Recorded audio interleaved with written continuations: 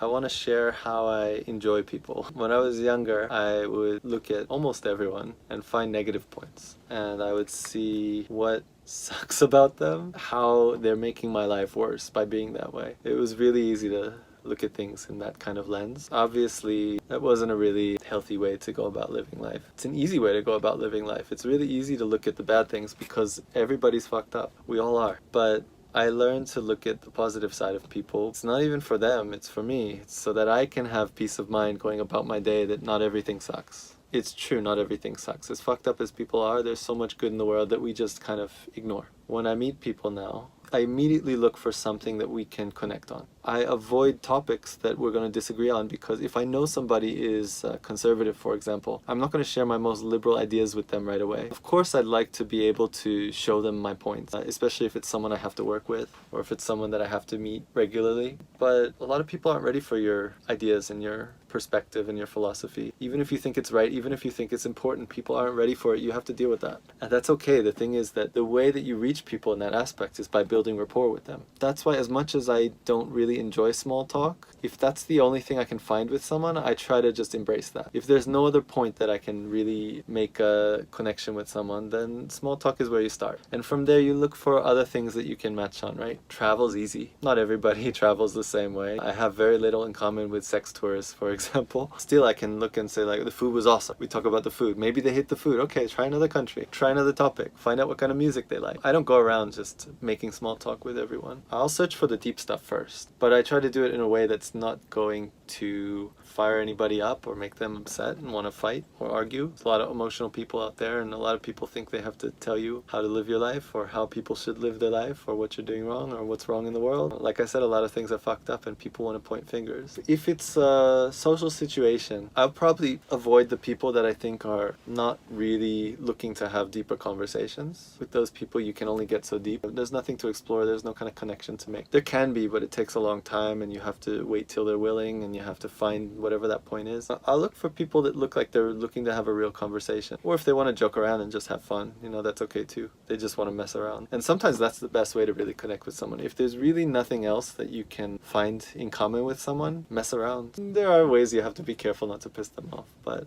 I think we'd all be better off if we stop having so many serious conversations sometimes. It's good to have them when we can find common ground, when we can build understanding. So if I see an opportunity for building understanding, I jump on that. And that's why I talk to people from countries I've never been to, because there's so much I can learn from them. And maybe there's something they can learn from me. Like, I don't want to look at those people like my African friends, for example. I don't want to just look at my African friends, right? I don't want to be like that. My friends are my friends, right? And I see them as individuals. But it's a good starting point. If it's a country you've never heard of, for example, or if it's a country that you know nothing about, it's something to start. And I realize that a lot of times people start talking to me with this really boring, just like, oh wow, you use chopsticks really well. That used to bother me so much because I thought, okay, I've been here a while, like if I can't use chopsticks, I'm gonna be screwed. Life's gonna be a lot more difficult if I can't use chopsticks, right? Is it so difficult to imagine that I could use chopsticks? I used to be offended by that, but then I realized most people just wanna have a pleasant interaction with you and they don't know how to start. If they couldn't think of something interesting to say, maybe I could.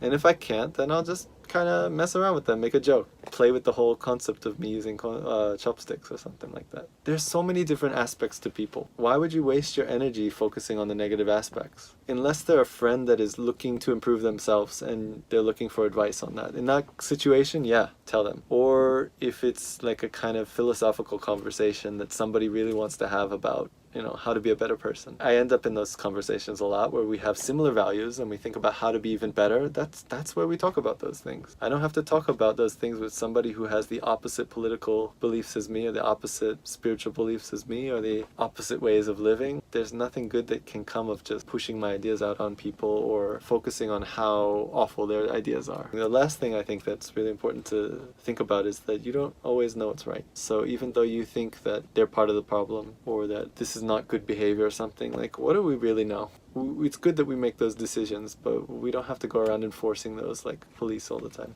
When you're outside, just look at everyone and look for the good things in them. Make it a practice and you'll end up just making it a habit eventually, and you'll find yourself a lot happier from that.